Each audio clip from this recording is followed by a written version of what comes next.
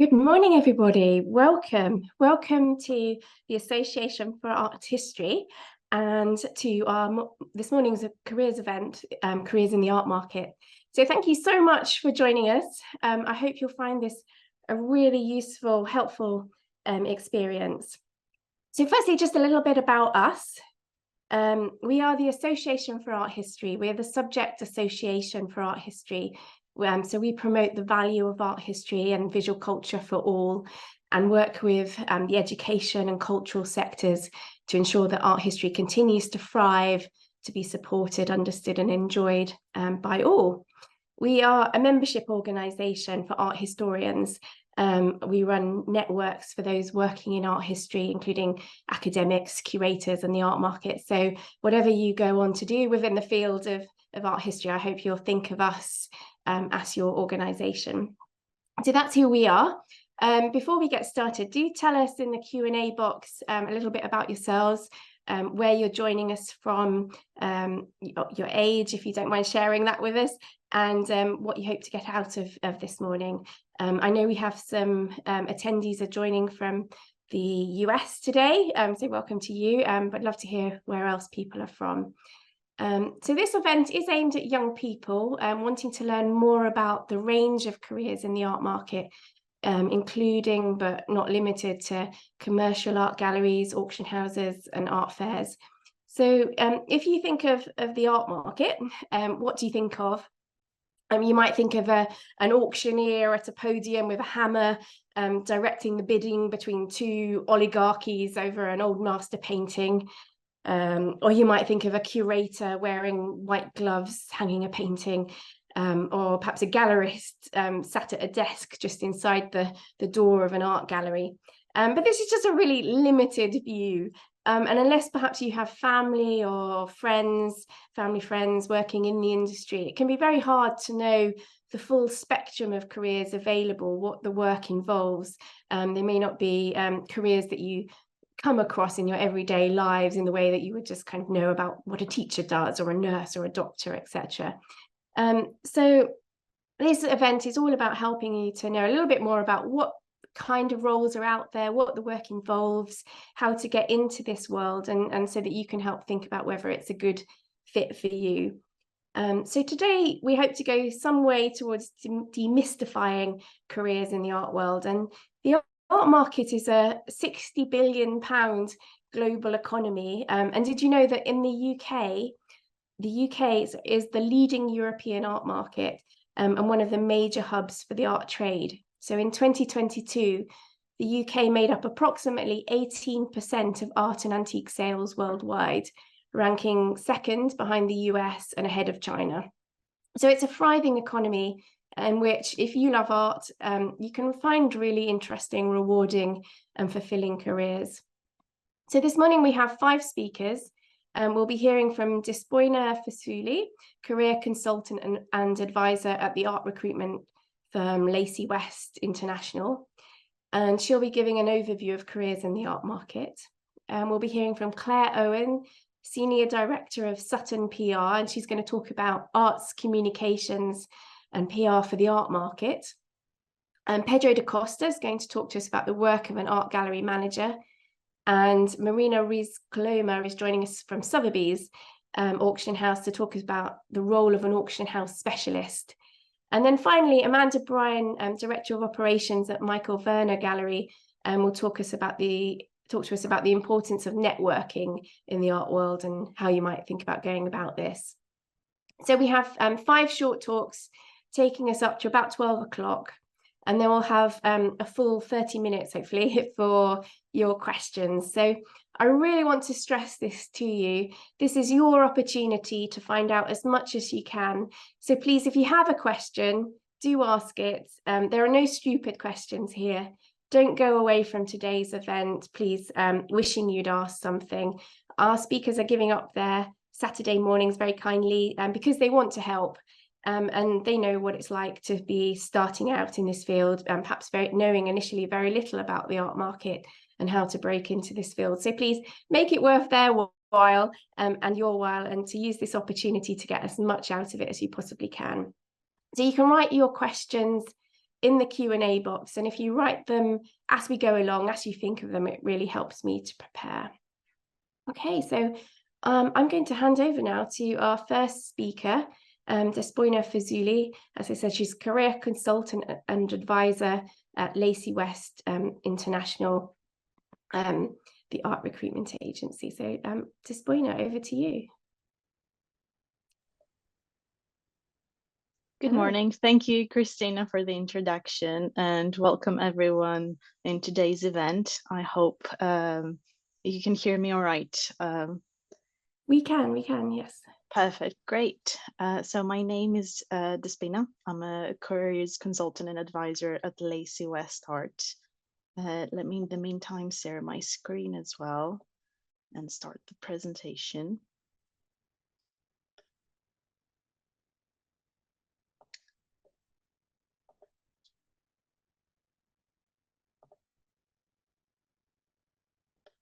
Great. Okay, so essentially, I'm a specialized art recruiter, placing candidates of various seniorities and backgrounds to roles in the arts industry.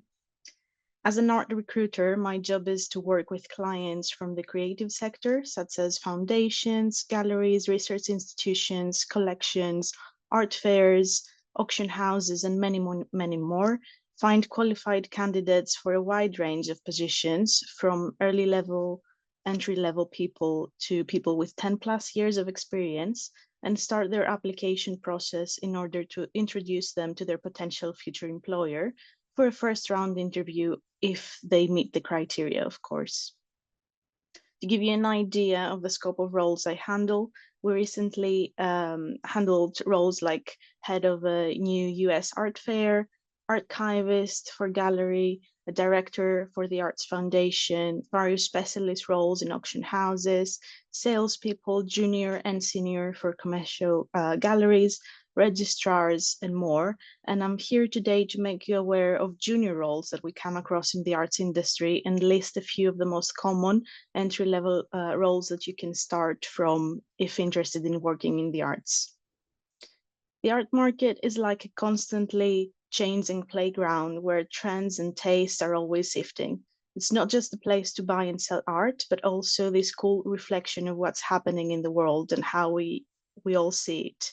It's crucial to pick a career that gets you excited, something that aligns with what you love and what makes you tick. When your job aligns with your passion, it's not just work, it's a fulfilling journey as well. So every day we're being introduced to type of roles that surprise us and that we didn't know exist. For example, there is a specific gallery chain that caters specifically for exhibitions on cruise ships, which brings with it a whole host of new things to consider in terms of logistics, international laws, time management, etc. Clients also constantly create new roles based on their needs and the needs of the art market. So apart from junior roles like gallery assistant, gallery invigilator, artist studio assistant, or front of house that I'm sure we have all heard about, there are several different career paths that you can start from. Starting from commercial galleries, a common role is the role of a researcher. The researcher conducts in-depth investigation into artists, artworks, the market trends, and informs in decision-making. They contribute valuable insights that aid in curatorial choices, exhibition planning, and client interactions, helping the gallery stay informed and competitive in the art market. Researchers are also play a vital role in maintaining the gallery's knowledge base and support educational initiatives. The archivist is the one that's responsible for organizing, cataloging, and maintaining the gallery's records and documentation. They manage the archival system of artworks, ensuring easy retrieval and tracking of information related to artists, exhibitions, and acquisitions. They also contribute to the efficient functioning of the gallery by preserving its institutional memory and aiding in research and exhibition planning. Moving on to the executive assistant and personal assistant.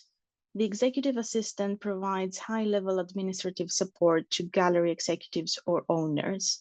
They manage schedules, handle communications, coordinate meetings and events, assist with various tasks to ensure the smooth operation of the gallery overall. The executive assistant often acts as a crucial link between the leadership team and other staff, playing a key role in the day-to-day functioning of the gallery. With both the executive assistant and personal assistant roles, we've got administrative duties.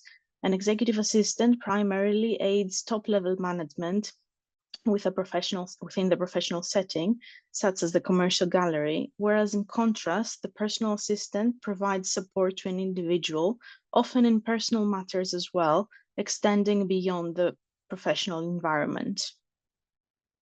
Another role would be the one of the sales assistant. They assist clients in understanding artworks, provides information on artists and prices, and facilitates sales transactions. They play a crucial role in creating a positive customer experience, maintaining inventory records, and contributing to the overall sales strategy of the gallery. Additionally, the sales assistant may assist in organizing exhibitions and promotional events. Moving to roles that have to do with marketing, the social media or marketing assistant manages the gallery's online presence, creating engaging content and implementing marketing strategies across various platforms. They contribute to the promotion of exhibitions, artists, and gallery events, working to increase visibility and engagement. Additionally, they analyze social media metrics to assess the effectiveness of marketing efforts and adjust strategies accordingly. Another role for someone that's looking to get into arts public relations further on down their career is the account executive. They are responsible for managing client relationships and implementing strategic communication plans. They liaise between clients and the PR agency, coordinate campaigns, and ensure that communication goals are met. Additionally, they may engage with media outlets, create press materials, and monitor public perceptions to maintain a positive image for the clients. Moving on to operations, the operations assistant supports the day-to-day activities of a business, ensures smooth workflow and efficiency. They may handle administrative tasks, coordinate schedules, and assist with logistics to optimize operational processes. This role often involves collaboration with various departments as well to streamline operations and enhance the overall organizational effectiveness. Another role in logistics would be a registrar.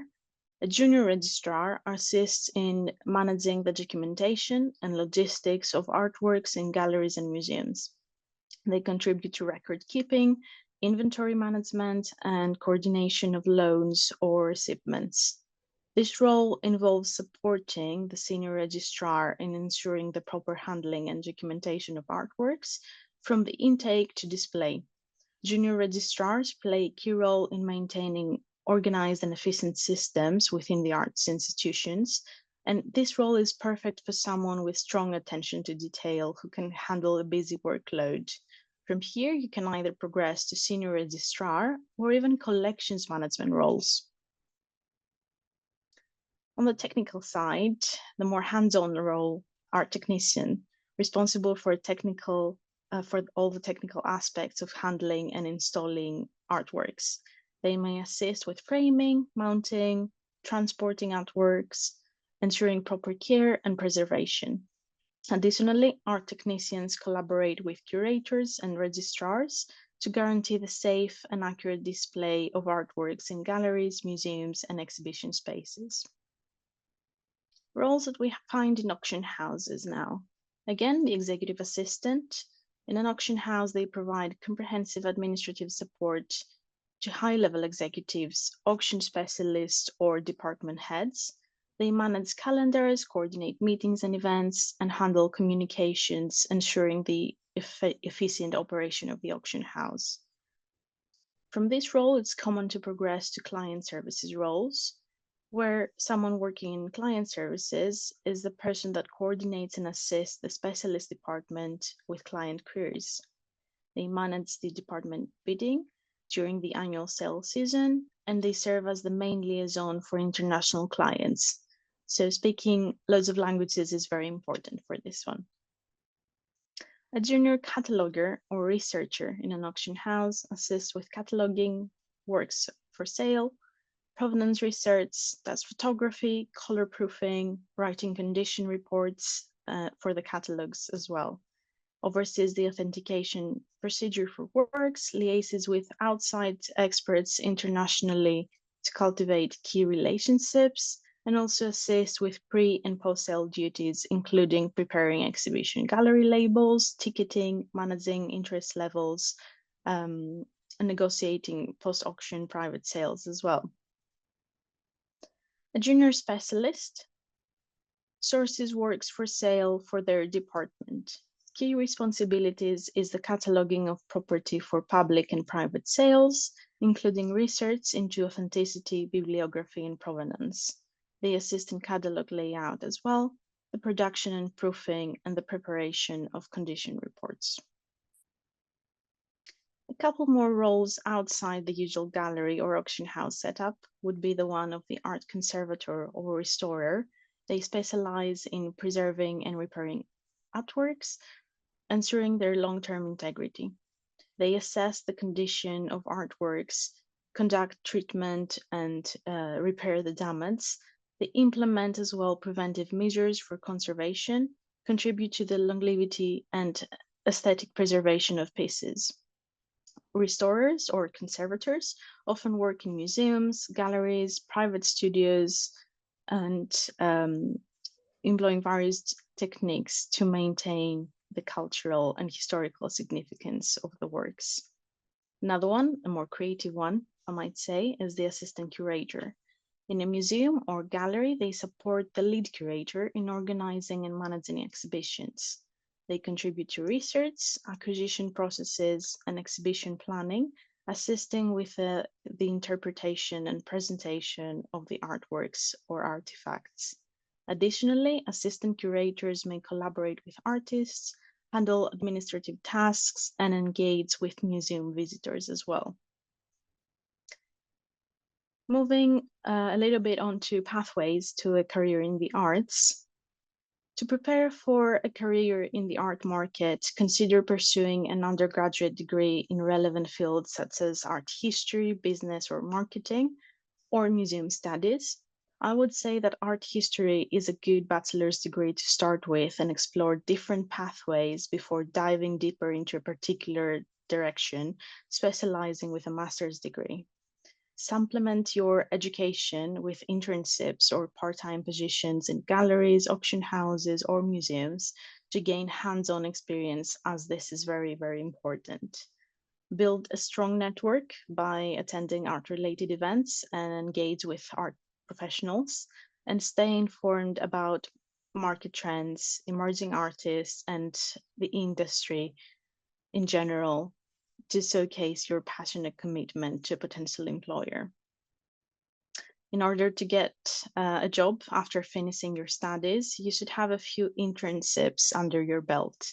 The art world likes to see that you have put in lots of effort to make a start.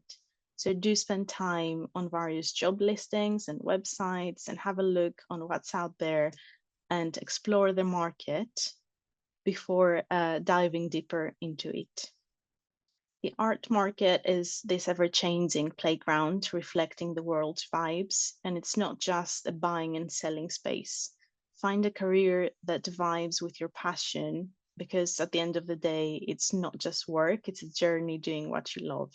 From funky roles like the cruise ship gallery organizer to art researchers, art advisors, archivists, executive assistants, whether in a commercial gallery or an auction house, the art market offers a colorful palette of career paths. Align your career choices with your passions and interests and study relevant fields.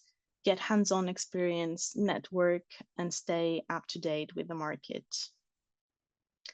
I wish you best of luck in your studies and professional journey, and thank you for your attention today.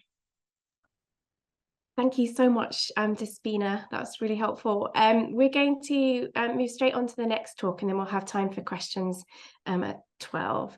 Thank you, Great. Despina, and welcome to Claire Owen, who is Senior Director at Sutton PR, and she's going to talk about communications for the art market. Over to you, Claire.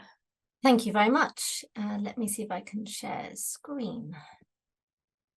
Great. Hopefully you can all see that. Great. Nodding. Perfect. Well, it's a pleasure to be talking to you all today, particularly on a Saturday morning, and very impressed for those from the US who are joining us as well. I think really, you know, PR and communications can be quite a nebulous industry. I hope over these next sort of 10 minutes, I can start to unpack that a little bit for you and to give you a few more insights into what it is and what we do in the arts. I guess first off, wanted to give a slight overview of the different areas that PR kind of career opportunities could find themselves. So either in-house, like a gallery or an auction house, or with an artist or a museum. There's a huge amount of areas where comms exists. Then there's freelance, doing it yourself, sort of being more a one-man band and working with them. Normally that kind of comes later on in life, I guess after once you've got some good experience under your belt. Or there's also around the agencies. There are quite a number of agencies already operating in the space, and they range quite dramatically from the different services that they offer, the different regions that they serve, and even the specialism within the arts sector. So if it's more sort of antiques or old masters or contemporary, and they all have quite a different culture as well. So I think it's important, if that's something that interests you, to have a good research, meet the people, and see if that's something that sort of aligns with your passion, with your interest, with your style too. So generally, I kind of talk a bit more from the agency side, as I actually so far I've only worked on agency level, having been at 2, and so far have come across working with quite a range of clients, which I would say is one of the wonderful benefits of working at an agency.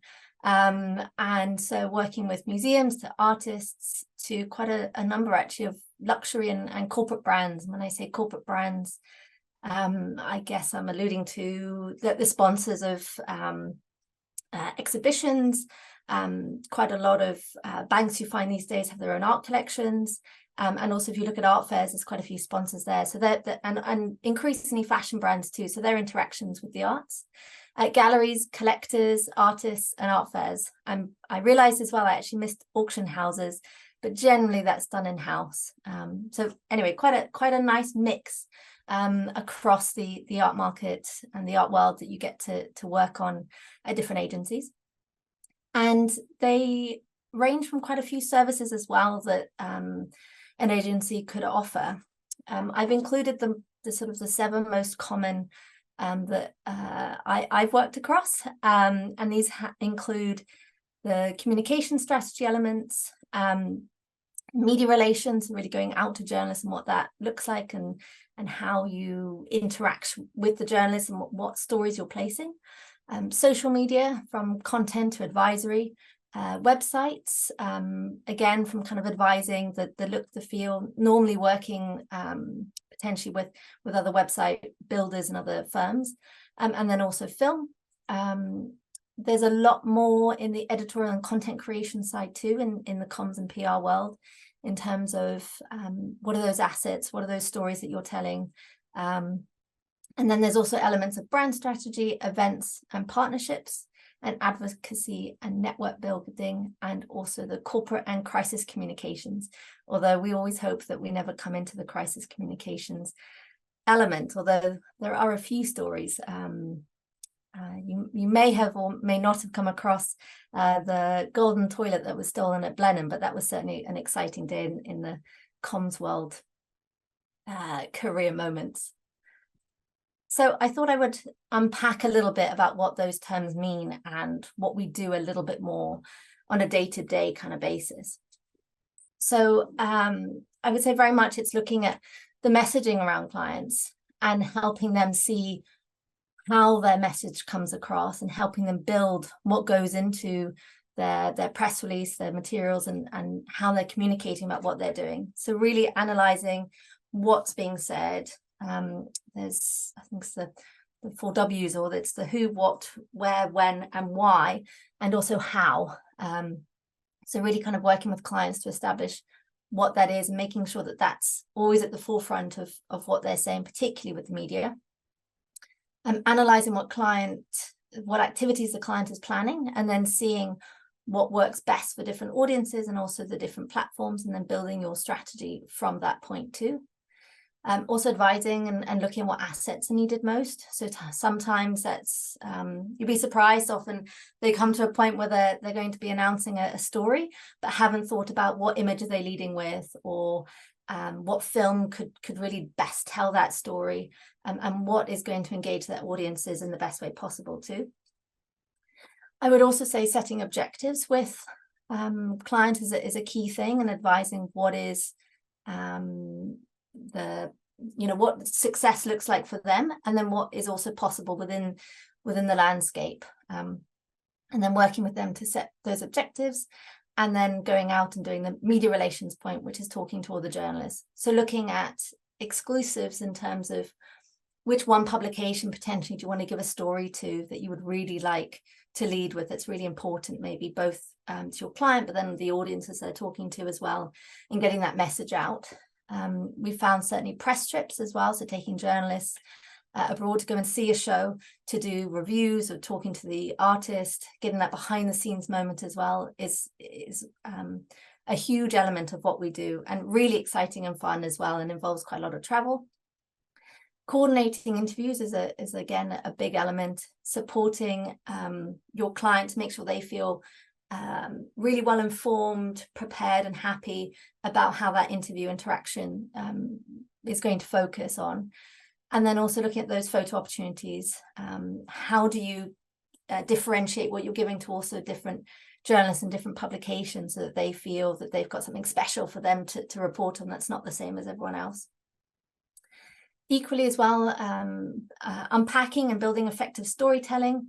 So looking at where maybe an artist interview or an interview with the founder of the business, what are the different opportunities that you might have, and what are the different kind of threads of stories that you can be putting out there with the journalists. In addition, I would say then to all of that, it's very much networking on behalf of your clients, making really useful connections where they can kind of build and expand their own business and their own brand reputation. Quite often there could be link ups where they could kind of both benefit and work together, which has been so beneficial, what we've found. I would also say reporting is a huge element of what we do. The clients always like to see a lot of transparency, but also impact as to how working with an agency is creating that cut through. And sometimes it's either on, how much social engagement have they had, how much, I guess if you like, readership on a certain publication, how are they getting that traction and that kind of breaking through the noise and reaching the audiences. So that's again a huge amount of what we do. I don't have too long, but I'm really looking forward to your questions later on. But I hope that that's given a little bit more of an insight into what PR and communications means, and look forward to further questions later on. Thank you very much.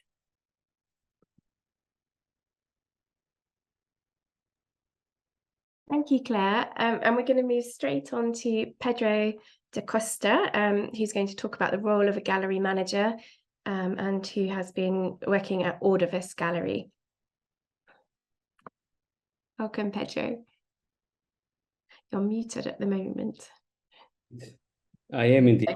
Thank you, Christina. Thank you.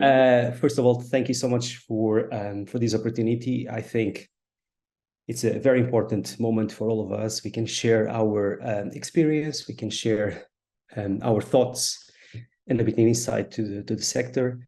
And I want to thank Christina and Gregory for arranging this, and all of you. I think we are about 100 people in this room, so it's very, very exciting to be here. So, gallery manager, yes.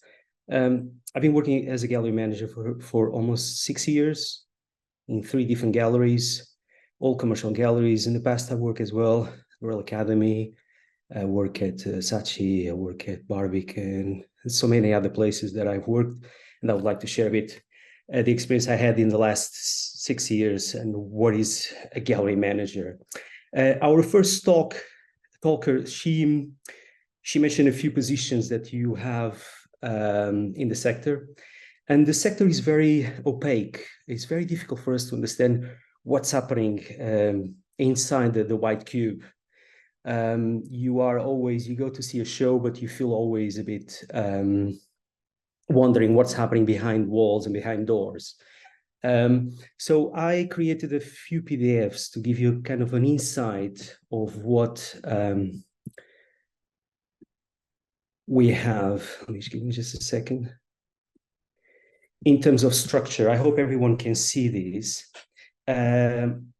So this follows a little bit what the first talker explained, a bit of an idea of how the structure of a gallery works, the positions that you have, where are these positions, where are they associated to, and most of all, where is a gallery manager?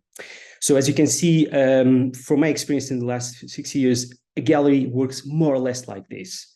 You will have normally the owner or director of the gallery. You'll have then 3 directors, and then under those you have several other departments. So I work in a department which is operations, and with the operations you have the gallery manager, you have the registers, you have the technicians and the communications. The communications, they can be on site, but they can also work with Sutton, for example. I worked with a gallery that had a few projects with Sutton before. So the head of communications would be dealing with press and can also deal with marketing. Adding to all these, certain galleries will have an internship program, others don't. Sometimes it's the way to get into the sector, as the sector is quite small and hard to go to get in. And the internship program, I just want to mention that the internship program is something that should be a dialogue. So it's something that I run already 2 different internship programs, and I also always take the program as something that we give and we take.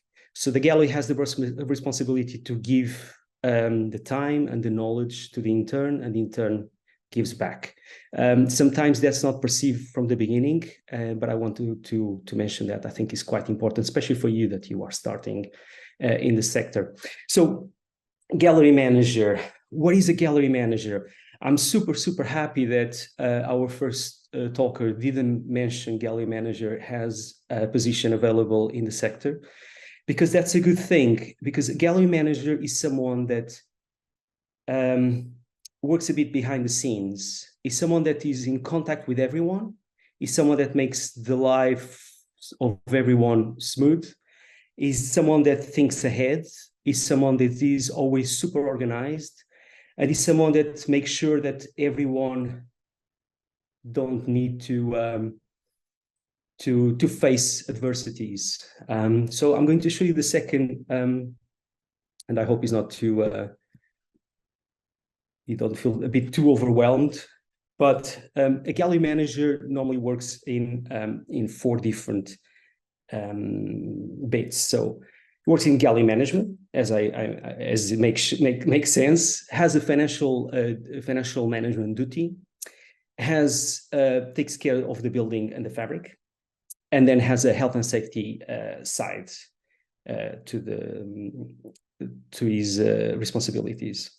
But let's start a bit with gallery manager. As you can see, you don't see any of these, but for the gallery to work, for you to have a simple coffee for a client, important collectors just arrive at the gallery, something needs to happen. So things need to be organized in advance. For you to have, imagine there is if there is an evacuation, a fire in the space, and it will never happen, but imagine if it happens, you need to have an emergency plan organized for that. People need to be trained. If you need a first aider on site, the gallery manager will be the first aider on site, and normally the fire marshal as well. But yes, let's start a bit with gallery management first. So as I mentioned, so gallery manager works in operations, and within operations you have many things. You have projects that you can be working with the different parts of the team. Can be a project that you work with the registers, can be a project that you work with sales. Imagine there is a work that is an artwork that is arriving, so you might need to organize parking outside for the truck with the crate. You need to organize sometimes storage for the wooden crate. You need to liaise with the art technicians to install the work. You need to make sure that when you are installing the work, you have all the materials. If everything is running smoothly, the lights are working, and so on. But then you have other aspects of operations. For example, if you have an opening, you will have probably an event. It can be an event to your clients, to your guests, but it can be an internal event. It can be, imagine, a Christmas event with your team, can be a summer event. So certain galleries do that, which is quite nice. So you need to organize a space, you need to organize activities. So it's always very busy. So a gallery manager is someone that is always has his hands in many different projects. And if you don't hear about the gallery manager, it's because everything is going well and smoothly. So just jumping a bit ahead, normally the gallery manager works with the head of operations as the main point for HR. So appraisals, contracts, visas, recruitment. So normally a gallery manager is someone that looks into all the CVs that arrive at the gallery, selects, is the one that deals with the recruitment companies as the one that the first talker belongs to, and so many others. Organizes your holidays, your sick days. So he has a vast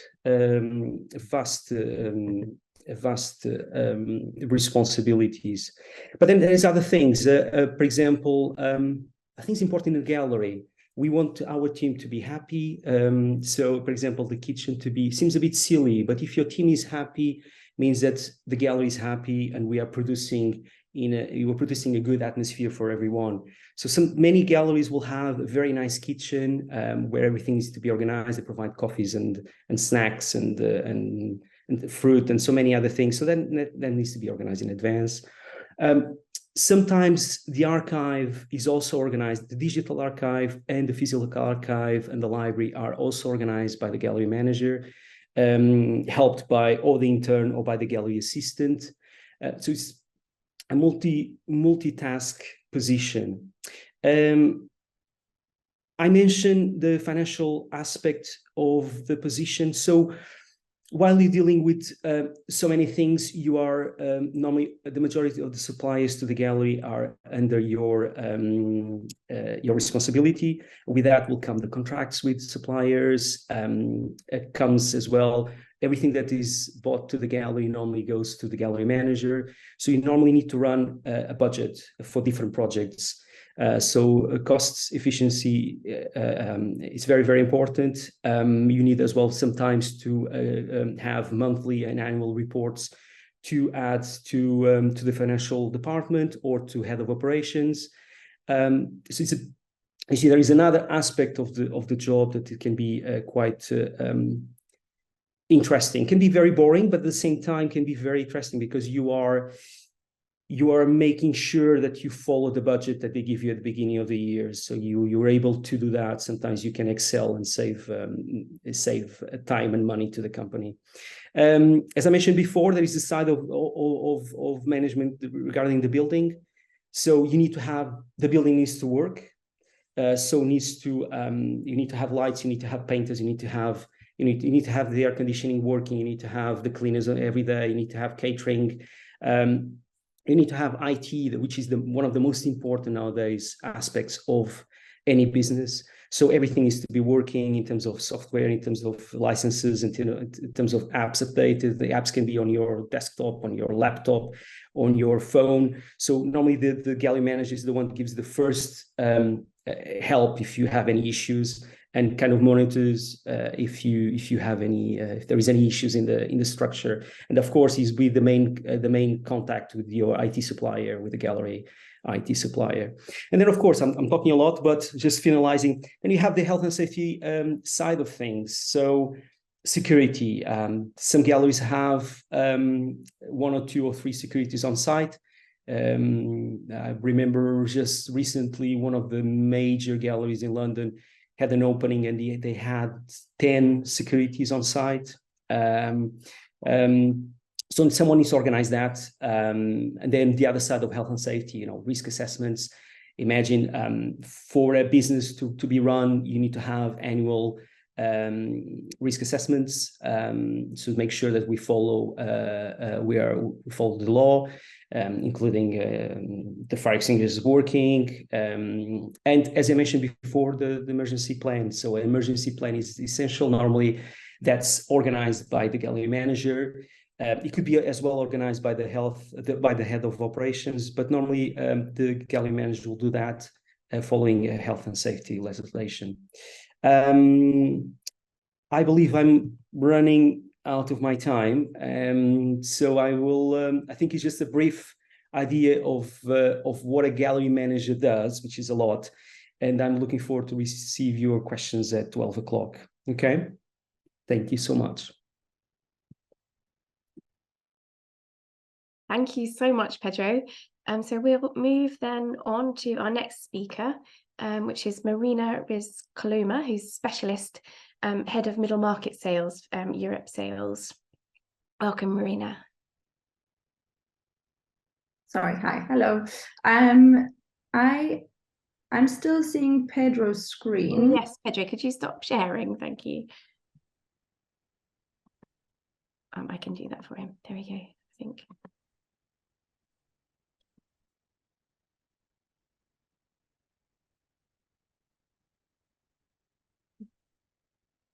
Pedro, are you still there? There we go. Thank you. I'm glad to know that I'm not the only one who's really bad at this. Hi, everyone, and thank you for giving up your Saturday morning for this. You clearly are very passionate about your career and art history, so this is great. As Christina said, I am a specialist in the contemporary art department at Sotheby's here in London. I'm a director and head of middle market sales, which I will go into now with my very small presentation. Let me share my screen. I'm just going to do this. Great. And hang on a second. Oh, not this, sorry. I'm going to stop sharing for a second. Just a moment. Just finding I had it already and then it just went. Sorry. Don't worry, Marina, take these your are time. the things that can happen when you're in the moment. I've got it here. I'm gonna open it now. Sorry. Well, I am going to start talking just as I go. I am going to talk about being an auction house specialist, but I'm also going to talk about how you get there, because you can't just become an auction house specialist just like that. Can you just let me know if you can see this? Yeah, that's perfect. Thank you. So you don't start your career as a specialist. You usually have done other jobs before, and that is actually the progression that I have. So I can talk about my personal experience and tell you what the job entails. So when you start at an auction house, if you're fresh out of uni, the most common job that you will get is that of an intern, or we now have a program, and I'm talking about Sotheby's specifically because this is the experience that I have, but there are similar programs in other auction houses. So there's the internship, and then we at Sotheby's have a program called the research assistants or the associates. So it depends on if you're in the US or in the UK, we call them one way or the other. But what the research assistant or associate does is it's kind of like a pre-cataloger role. So the main focus in that position is research, and several of the panelists have spoken about research. It's a hugely important part of what you do in the art world in general. It's not only in the auction house, it's also in galleries, museums, and other as advisories. So it's hugely important because we deal with historical property, but also with very high value property. So you want to make sure that what you're talking about is actually authentic and has been researched properly. So that is the kind of the job of an intern or a researcher. I started off as an intern when the program hadn't been properly established. Like there had been interns for many years, but I see what the interns get to do these days, and I'm like, wow, okay. They had a session, an auctioneering session the other day, which I never got to do. They get tickets to Frieze. Like it's actually a really great program. Then once you get hired into the auction house with a semi or permanent role, you typically start as a junior cataloger or a cataloger, depending on the experience that you have. So the role of the junior cataloger and cataloger is what is going to allow you to become a specialist in, I always say, 2 years' time, approximately. You have to give yourself at least 2 years to really become confident in what you do, know when to escalate, when something is a problem, and all the kind of different things that can happen in the sale process.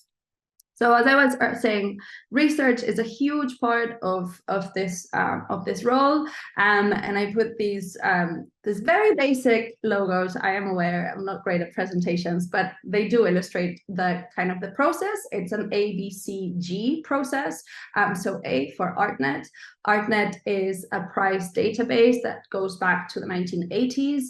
There are other databases. We just use ArtNet because it's easier for us, but it essentially has all the auction data going back to the 1980s in all auction houses, or most auction houses around the world. And this is incredibly useful for two reasons. One of them, when a work is consigned for sale, we want to know if the work has been offered before. So you will search in the platform, you'll search for a direct kind of match for the work. And let's say we have an Andy Warhol flowers, so you will search for flowers. This is actually a really difficult one because there's many flowers, but you'll look for an exact match.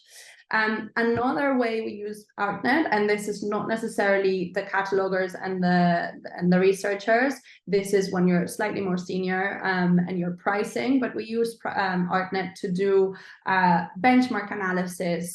So we look at similar works than the work we are trying to price, and then we come up with the estimate based on what other similar works have sold for recently. So this is our A. Then we have B for books. All departments at Sotheby's have extensive libraries. As an intern, I used to sit in the library and spend lots of hours just like going through catalogs. And as you progress and you become more senior, you kind of lose this direct contact with the research. But it is something that I think all of us enjoy and sometimes miss, and sometimes you kind of sneakily do the research yourself, because this is how you learn, and you need to see if a work was part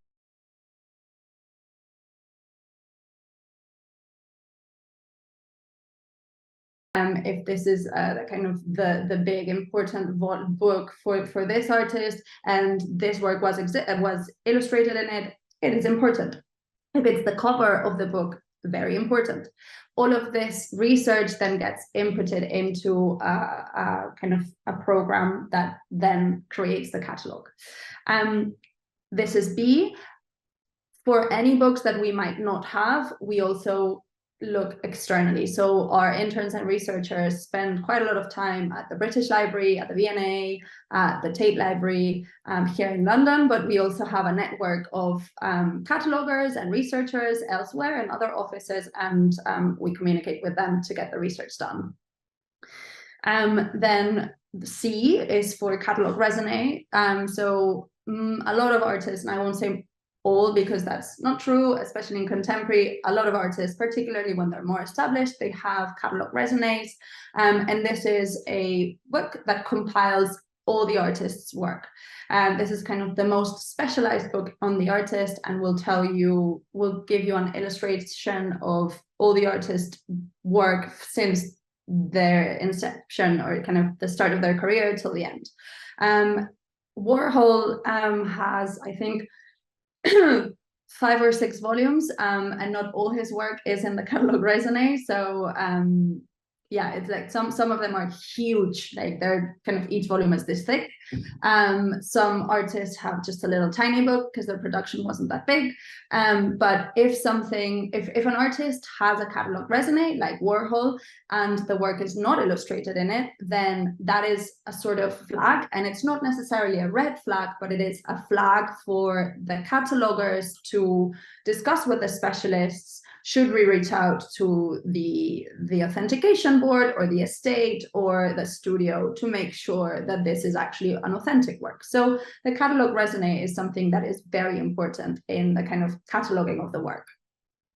And then G was incorporated as I was kind of interning, like towards the end of my internship, because we realized, and this I'm talking about 10 years ago, so quite a while ago, but you can find out quite a lot of things about a work by just Googling it.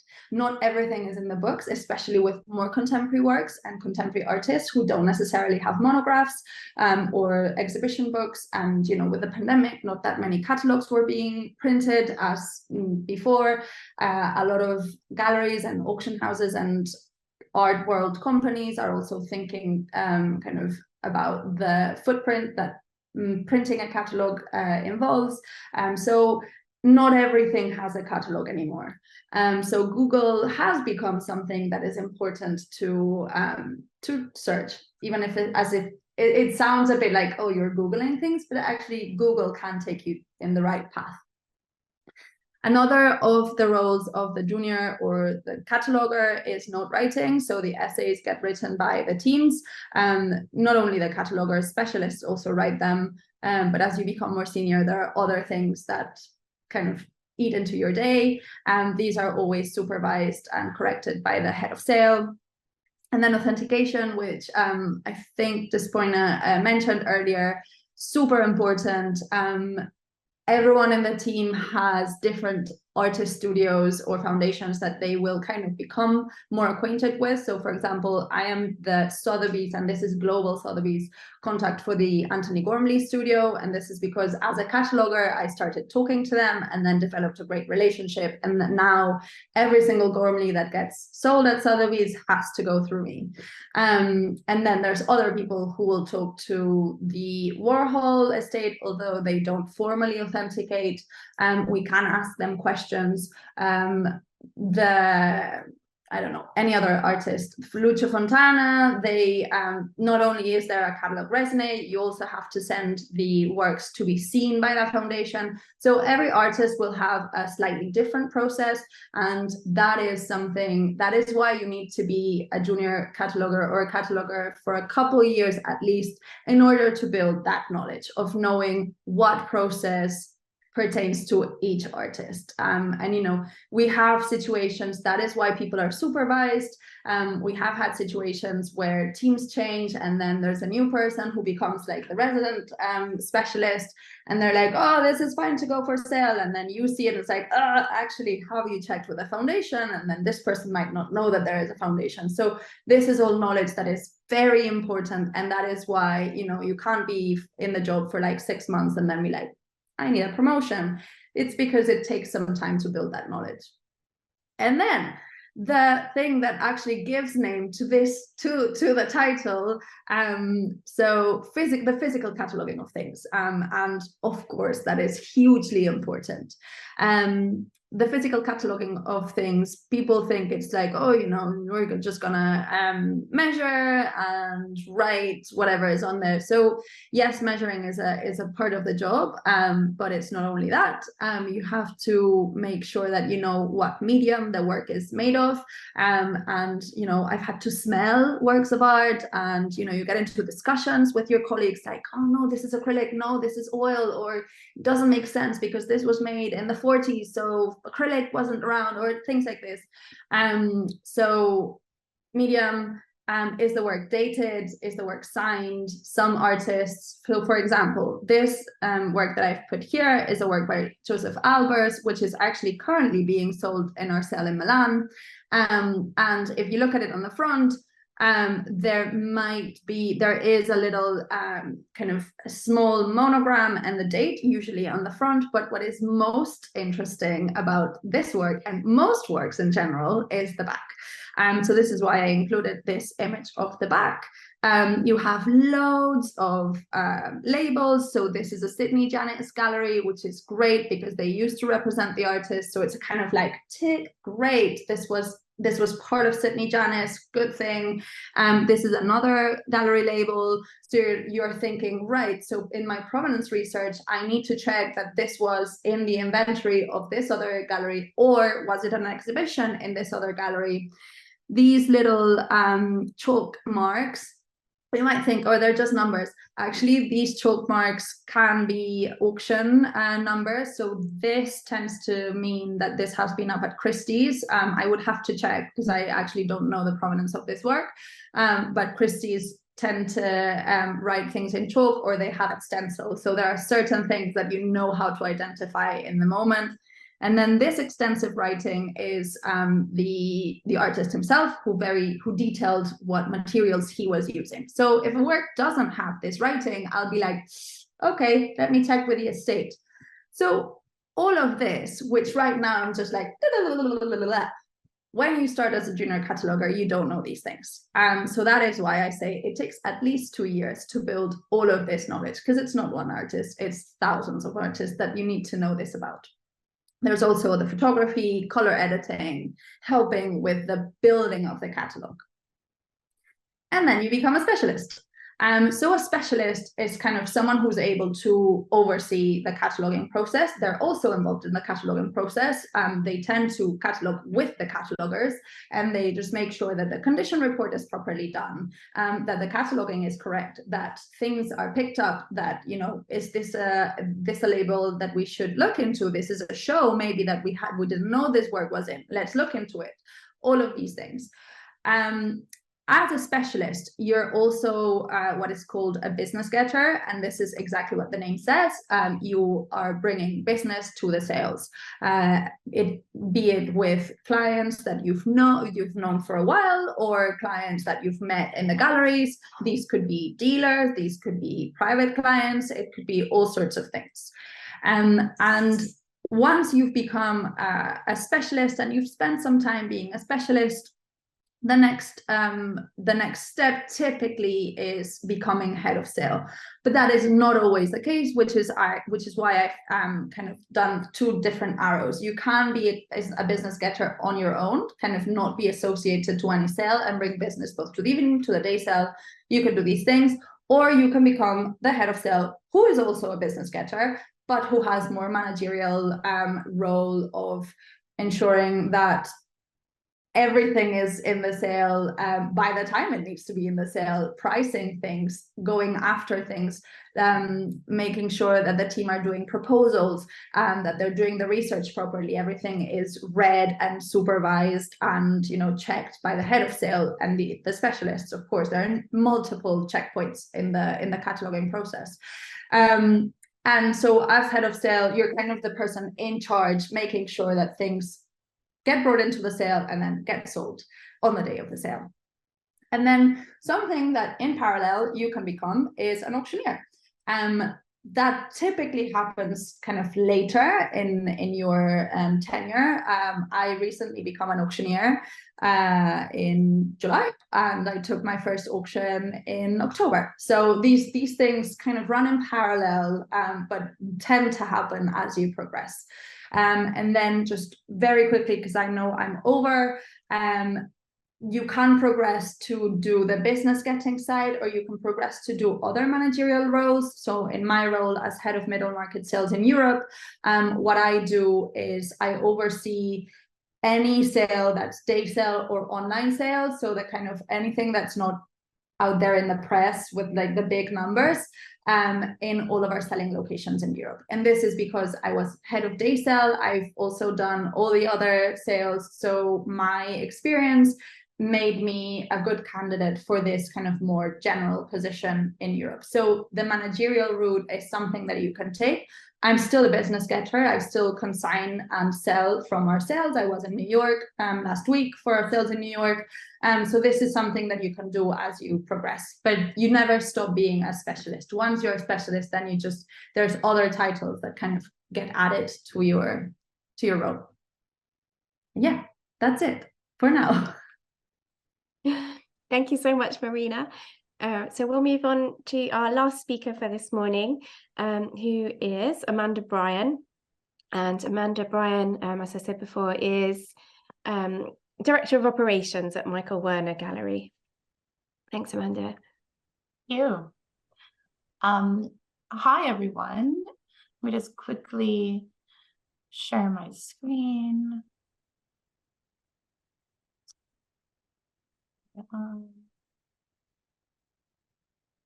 Okay. Thank you for all those amazing talks, and thank you for being here. I know that we're a bit over time, so I'll make sure that I run through this relatively quickly, so you have time for the very important questions at the end. So I'm Amanda Bryan. I work with the Michael Werner Gallery. I am the Director of Operations here. I'm in the London-based office. We also have offices in Berlin and in New York. I've been with the gallery now for 11 years. I started when we opened the space in 2012. So from renovations to expansion to eventually growing into being the head of the operational side. I thought I'd talk a little bit about how I got here, which I think will lead a bit more into our conversation. As you can probably tell, I'm not from the UK. I'm from Canada. And that's where I did my undergrad degree, and I worked in the not-for-profit sector for a while, some commercial galleries, and then wanted to progress. And so I did my graduate degree here in the UK, and it was fantastic. I finished, and I'm like, okay, I'm ready for my job. I'm ready for this amazing career that we're going to have. It didn't work that way. It was months and months of looking, months of sending in my CV that I thought was glowing and very impressive, with very few replies. And then I went to an alumni event for my master's, and ran into a professor, and he was very much just like, "Oh, Amanda, how have you been? How's it going?" And I'm like, "Well, I'm unemployed, so that's not great." And he was just like, "Oh, okay, well, actually, I did hear about something recently." And so then he put me forward. I went to the interview. Apparently, they were almost going to offer it to somebody else. Went really well, and here I am. So there's an example, I think, kind of leading into the conversation about networking, going to events, and getting those jobs that are not necessarily posted or being spoken about. So I want to quickly move to my next slide. Why is networking important? I think the idea of networking sometimes can be seen a bit like selling yourself or a bit cheesy, but it's not about that. It's about building communities, building networks, building friendships, building relationships, and sharing information. So approximately 80% of jobs are filled through networking. Many jobs, unfortunately, are not publicized. And if they are, you're still having a lot of people going by word of mouth or being recommended to positions. Networking also creates opportunities, builds communities. It's also a way to share information, get to know what exhibitions are out there, what opportunities are out there, and going to exhibitions with your colleagues. So with regards to the access to your colleagues and networking, it's a situation where these working in the art world, I'm sure most people know, it can be a bit daunting, it can be a bit closed off. However, if you do these steps and talk to people and put yourself out there, it kind of opens it up a bit. And I think it's a lot more open than people think.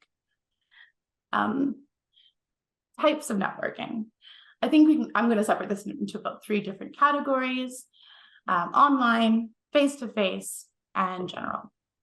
Online. With this new world, I think, where a lot of things are online, there's symposiums online, there's lectures online. Oh, sorry, I think I just...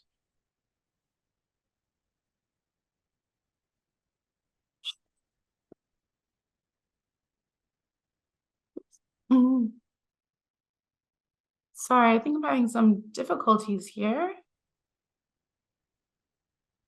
Oh, Amanda, it looks like you're having some network issues. I am. Really sorry. Oh, there you are. You're back. Oh, yeah, I'm really sorry about that. I'm not really sure what happened, but I've lost a bit of control. Can you see my screen still? Yes, we can. Yeah. Are you able to change your slides still? Yes, I think I might actually stop the screen share, just make it a bit more simple, and go this way, just to speak from my camera. Does this work? Absolutely, yeah. Great. Sorry about that, Christina. Sorry about that, everybody else. IT issues. So, types of networking. Face-to-face, online. So face-to-face. This is obviously the one that people know mostly. Going to openings, joining associations, art business conferences, grad shows. Also, I think it's really beneficial to choose an institution or multiple institutions where you like their programming, like the Tate or the National Gallery, and become a member. There's often reduced rates for students or different incomes. All of these things get people out there. You get to see exhibitions. And then the flip side of that, I would say, get on mailing lists.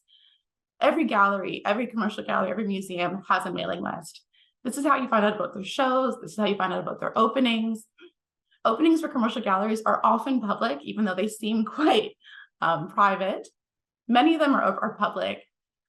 They're free. You can go, you can meet people who work there, meet other people who are going to these openings. It's a very good opportunity to get your face there, talk to people, know about the exhibition, interact moving forward. Grad shows as well. I think that's a really good opportunity. Is most fine art education have at the end of the year grad shows. I'm sure most of you have probably been a part of. It's a great opportunity to meet young people, meet artists that are coming out of grad school, being informed, mixing with different groups of the industry. And finally, I would say the general side is also friends and family. You never know who your friends know, who their parents know, who their aunts and uncles know, or who your parents know. Keep your interest in working and getting out there in their mind. I'm looking for a job. I don't know what area I want to work in. Meet with these people, go for coffee. People who often work in these different industries are more than happy to share their knowledge. I think because we all know how hard it is to break in. So reach out, go for a coffee, and just make sure people know that you're looking. General tips, I would say, be informed. If you're going to a conference, if you're going to an exhibition, you're going to something where you're going to interact, know the panelists, know the artists, because it's always an easier break-in to talk to somebody if you have an understanding of what you're going to see. Also, do research before. Who do I want to talk to? What is that person? Is that an area that I'm interested in? and go and talk to them. After these conferences, people are more than happy to discuss and to answer questions, and they're often around a little bit afterwards. Ask questions as well. If it's a bit daunting to get up in the middle of a crowd and ask a question, email it afterwards. More often than not, people are very open. This is a perfect opportunity, because often I think when people go into a gallery or go into a museum, people are working. But during these other events, it's after hours, they're more free, they're more open. I think another tip, which I think is a bit difficult as well, if you're going to these events on your own, how do you mill around? How do you talk to people? I think just be confident, be friendly, be open, and go up to people. If you know, what do you think about this exhibition? What do you think about this panelist? Worst case scenario, you don't talk to anybody, but at the same time, you're there, you put your FaceTime in, you know who's working there, which then I think leads a bit more to following up. Well, after you've done your research, after you've attended these events, send an email, visit the gallery later, go back and just say, you know, I really love this exhibition. Presence is very important. For instance, if you're then applying for a job at these different galleries, if the person asks you, have you been to the gallery, you've been to our openings, and you haven't been, it's a bit difficult. Because I think if you've already put your FaceTime in, said Epcom, I love your program, and I've been here before, it adds that kind of like face-to-face and remember you. All of these things, I think following up, being present, and sharing information is going to help you very much. And it, again, just as I kind of want to let everybody know that, you know, we are more than happy to always go for coffees and answer any questions you have. Sorry about the slide situation, kind of thrown in my meeting here, but I think that's everything I have to say for now. Thank you, Amanda. I love the tip about making sure that your friends and your family and your family's friends all know that you're looking for the job. I think that's a brilliant suggestion. Can I invite all of the panelists to come back on now? And before we go to questions, could I just ask you to each just start by telling us what you studied and what your first role or very early roles were? Shall I start with you, Amanda? So I studied art history for my undergrad, and I did contemporary art for my master's degree. My very first role in an art gallery would have been the Vancouver Art Gallery. It's a not-for-profit. I worked in visitor services. I started with volunteering, and then I moved to working at the front desk, doing the coat room, and then moving to the gallery shop. All of these were kind of very much front of house, but it allowed me like free access to the exhibitions and to the museums, and kind of got my name there. That's brilliant. We actually had a question from someone asking if it's possible to work your way up from visitor experience. So that's really great to hear. Mm-hmm. And Claire? Yes, I studied economics and geography, and then went on to do a master's in art business. There was something else, Amanda, that you just said that totally gone out my head, but oh yes, so my first role, that was what I was going to say. I did a lot of internships and tried to make them a bit varied, but I think the first standing out was with the Olympia Art Fair, and then I interned with an antiques gallery. And then through that, it was previously the fair director of Olympia that I'd worked with, who then set me up with the gallery. And then she started her own sort of startup PR business, and then kind of launched my career. So yeah, I really would recommend staying in touch with those people that either you admire or, you know, getting that connection and keep engaging with them. I definitely owe my career to them. Thank you. Marina? So I actually studied economics and business administration, and I did a year at KPMG and decided that I didn't want to be at KPMG, and then came to the UK, did a master's in contemporary art, and my first job or position was an intern at Sotheby's. But again, going back to what Amanda said, I actually got the Sotheby's internship because I went to lots of openings and I spoke to people in the galleries, and someone in one gallery asked me, "What are you doing this summer?" And I said I was looking for an internship, and they put me in touch with Sotheby's, and I pestered them until I got the interview, and here we are. Brilliant, thank you. And Despina? So I started from conservation of works of art. I'm a trained scientist in conservation, and I worked in a few projects on that. But at some point, I decided that the lab, the space in the lab, so lonely and disclosed, wasn't for me. So I moved to the UK and started a master's degree in curation of exhibitions. I worked on that as well, then moved on to gallery spaces, commercial galleries mostly. I guess because I've moved around a lot myself, this is how I ended up in career advising and kind of passing the message that it's okay to move around. It's okay to do a few things until you decide what you want to do. And yeah. Brilliant. We have somebody here who's interested in careers in art conservation, so I might see if I can connect you up with them. Absolutely, separately. yeah, I'll be happy to. And Pedro, how about you? So I have a master's in fine arts from back home, and then I came to London almost 20 years ago, and I have a master's in media and communications. And then I did so many internships, a bit like Claire. It was the time I had 4 different internships, 2 days here, 1 day there, and so on and so on and so on.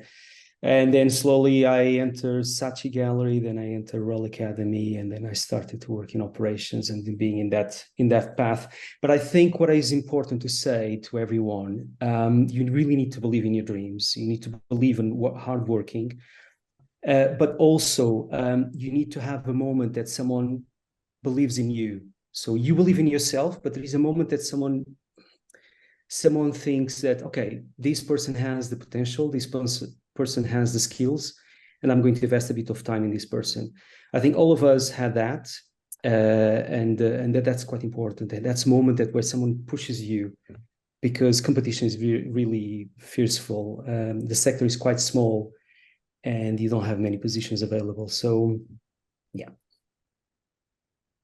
Thank you. And then I want to sort of address what could be the elephant in the room, and that's really about the elitism of the art market, or the perceived elitism. So if you come from a working class or lower middle class background, in particular, the art market, I think, can really feel like a very daunting place. You know, clients and staff are often very smartly dressed, and if you walk along St. James's, for example, at the galleries there, they'll often the galleries will be by appointment only, or you have to ring the doorbell. It feels very excluding, perhaps.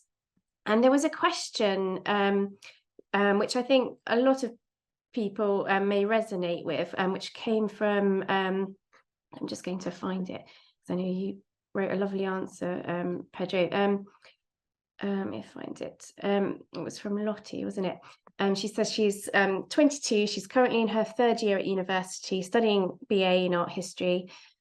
She's from a working class background, and she says, I've always been slightly worried about being in the industry and not feeling supported as someone from a lower income background. What advice would you give to someone like me who has the passion for the industry, but doesn't really know how to advocate for themselves when in this industry? So I don't know, you've got your hand up, Pedro. Yeah, I put my hands up because because I answered to that person. I think she mentioned something that's very important, which is passion and hardworking. So if you have those two, you can go somewhere. So I'm also from a working class background, and you don't need to be afraid. If you're polite, if being yourself, that's hardworking. Think about if you think about the artists, for example, Hockney came from a working class background, and he achieved what he achieved, one of the greatest artists of nowadays. If you work in the sector, it's the same. If you believe in yourself, you work hard, if you have the passion for it, the skills will come. You need to believe in yourself. I think that's the most important thing. The background doesn't matter. If you're coming from it doesn't matter. It doesn't matter. Okay. Thank you. I think that's really so true about working hard.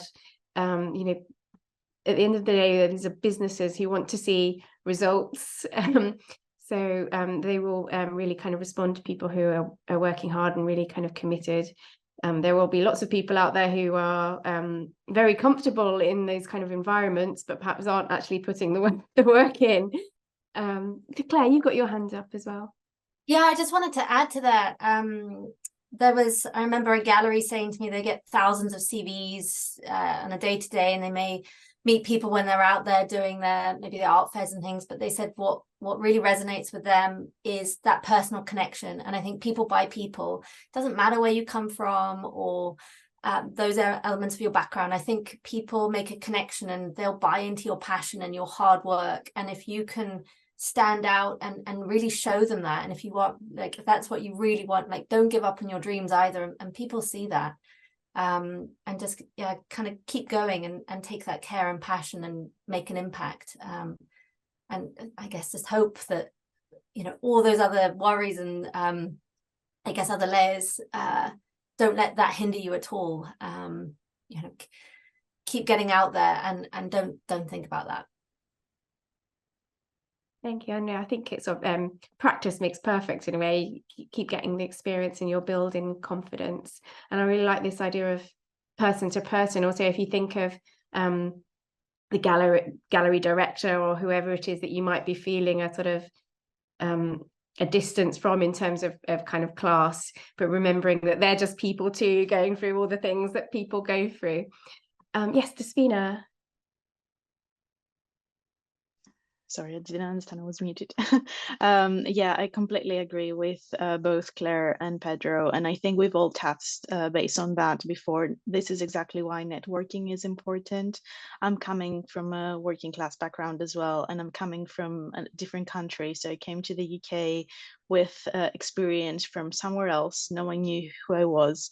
And I believe meeting people, going to networking events, introducing myself into galleries when I attended, I think that's what got me my first job in the UK and then progressed my career here. So networking is key, and don't be afraid to introduce yourselves to anyone really. So yeah, that's just something to keep in mind. Thank you. I want to move on to a question which I think might resonate with quite a lot of people if they're just kind of in their first role. So there was a question from somebody who was saying that they are working in a gallery, but it's an invigilation role, and perhaps feeling a little bit stuck. Sort of how can they move on from there? Do you have any advice on that? Oh yes, Amanda. Yes, I've personally had people work for us for busier exhibitions as invigilators. I would say do the job that you're asked for, but ask for more things. Like, do you need assistance like printing more checklists? Can I learn how to format a checklist? Can I see that you were using the catalogs to show clients. Why are you doing that? Ask questions. I think if you speak up and say, like, I know the show is ending soon, but I would love to stay on in some capacity. I think, showing that you're interested and you're not there just to kind of, watch the spaces, but you actually want to stay in the gallery. I think just ask questions and show your interest. I've definitely hired people from invigilators to gallery assistants, and then they've moved on. Thank you. And Pedro as well. Yes, I started I started invigilating in different places. I was invigilating in so many different places. Just a matter of working hard and then build up your CV, and then an opportunity will come. And as Amanda said very, very wisely, sometimes in smaller spaces you can make yourself notice, and people might grab you to do certain tasks, and then eventually a position might happen. The position might not happen now, but maybe in 6 months' time, Amanda needs someone, and I like that person, I'm going to call her back, maybe she'll be. So things, it's, again, back to Amanda, is networking. You need to keep, and the sector is quite small, so after a couple of years you start to know everyone, or start to know people from different galleries and so on. So yeah, it's just a matter of focus and belief. That's it. Hardworking. Yeah. Thank you. And Despina, there've been several questions about what skills and qualifications in particular tend to be sort of asked for these kind of roles. So as I replied to someone on the Q&A chat, I think it really depends on what you want to go for, what's the role that's of interest, and how you want to progress. So I always recommend have a look on the job specifications that are available online for roles that you're either qualified or not. It doesn't matter. It gives you an idea of what you need to invest in, what qualifications or education or other skills that you have to gather until you reach that point when you can confidently apply for the role that you're aiming to. So I think the most important part is do your research, see how you can get where you want to get, and then I think it would be easy to have a better understanding of qualifications needed, because there's no recipe of success. It really is dependent on your personal profile, your education, your interests, and yeah. Thank you. And thank you to all the panelists who've been writing some responses to questions, which is really, really helpful.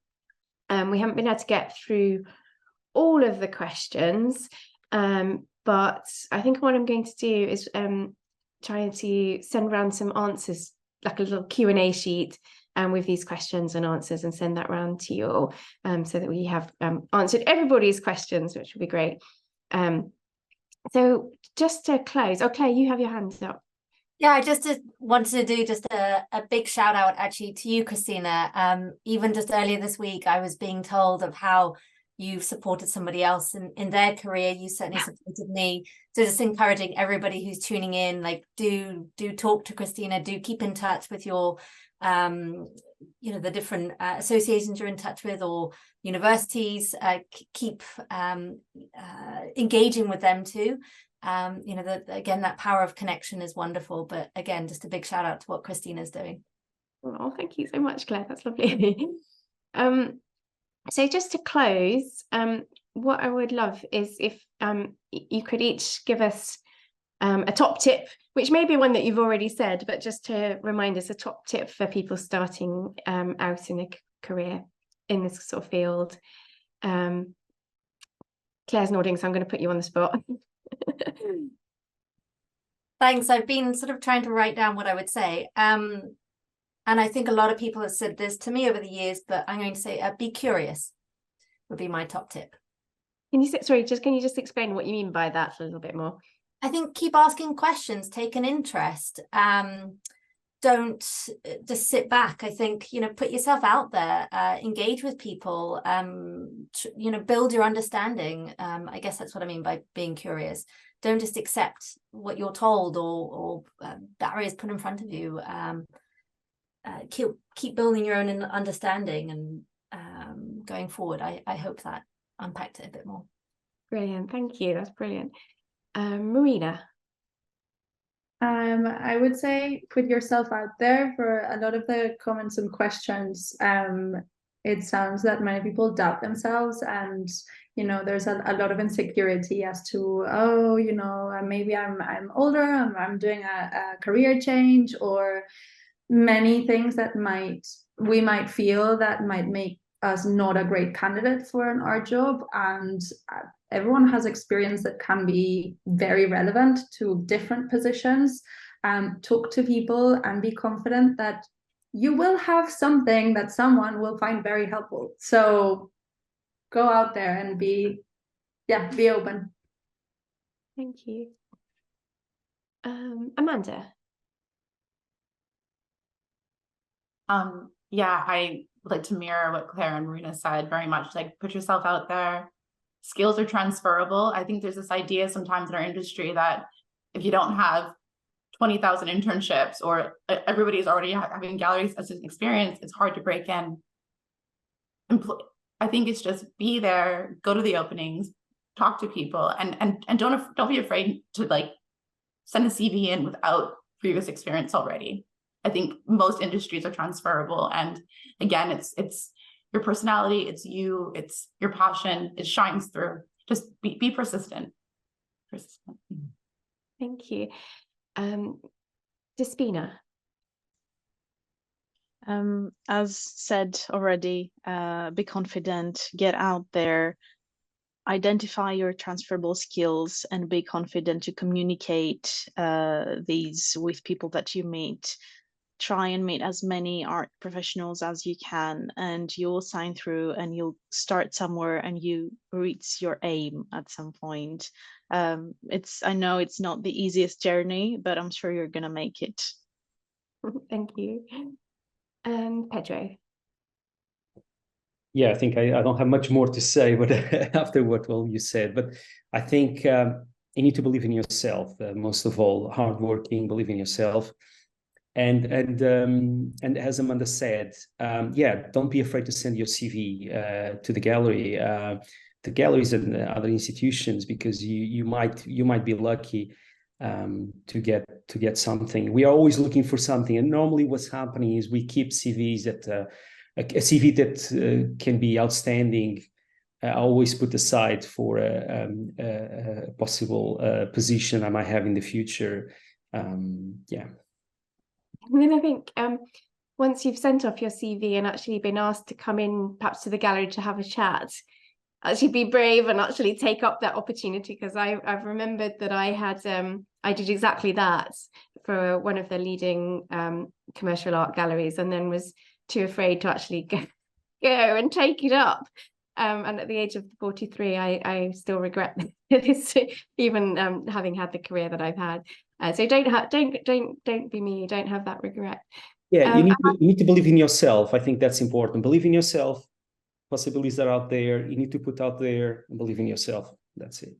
And also, I just remember. So this will be my top tip. I remember that I used to have a scrapbook, which I guess today would be something digital, but where I just sort of kept job descriptions, which I wasn't in a position to apply for at that time, but just to kind of know what kind of jobs there are out there and the kind of words that are used in those job descriptions, which you can then reflect in your CV and in your cover letters and applications and things. So related to that, you might want to keep an eye out on Lacey West Art International's website, and there are other art recruitment companies as well, like Sophie McPherson's, for example. Just to kind of see what kinds of roles there are and what people are looking for. So that will be my top tip. And just to add on that, Christina, I always recommend, it doesn't matter if you're just starting your career now or if you're a senior, I always recommend have a long version of your CV where you write down every little thing that you've done, from online courses to work experience to absolutely anything. It could be 1,000 pages, it doesn't matter. It's for your own personal use. But when the time comes and you have to write a tailored 1 or 2 page CV to apply for something, then you've got everything in hand and you can pick the relevant stuff and better identify your relevant skills for the application you're submitting. So that's another tip on the CV side, I guess. Great. Well, we should draw to a close. Thank you so much to all of our panelists for all of their contributions and for giving up their Saturday mornings to do this. I really, really appreciate it on behalf of the Association for Art History. If you're watching this event and you are an A-level student, we do have an event next Saturday at the V&A. It's called Ways of Seeing. This is specifically for A-level art history or A-level art and design students, focused on the theme of war in art and architecture. It's 11 o'clock till 3:30 at the V&A. You'll need to book over the weekend or on Monday, Tuesday for that, but we do still have some places. I'm afraid it's not open to undergraduate students and beyond. But if you're an A-level student and you're able to get down to that, it will be a brilliant experience for you and give you lots of case studies that might be useful for your exams. So thank you for that. Also, just to say, we have a careers page on our website, which will be going up onto our website, www.aah. Oh no, that's the old website. My goodness, www.forarthistory.org.uk. I'm going to write that in the chat because I blundered that badly. So we have a careers website that's going up onto the website imminently. So do look out for that, and also follow us on social media at For Art History, and we'll announce when the careers page goes up as well. And you'll find more details about Ways of Seeing and other events that we do. We're going to be running 4 of these career events a year, not just on the art market, but on other areas that some of you have been asking about, such as museums and art galleries, and sort of other areas of the art market that you might not even kind of think about, like marketing and social media, for example. Okay, so thank you all again. I'll be in touch with a feedback form and answers to the questions that you've had, to share those around, and have a nice weekend. Have a great weekends, and good luck with your careers. And I hope you stay in touch with the association. Thank you very much. Thank you. Bye-bye.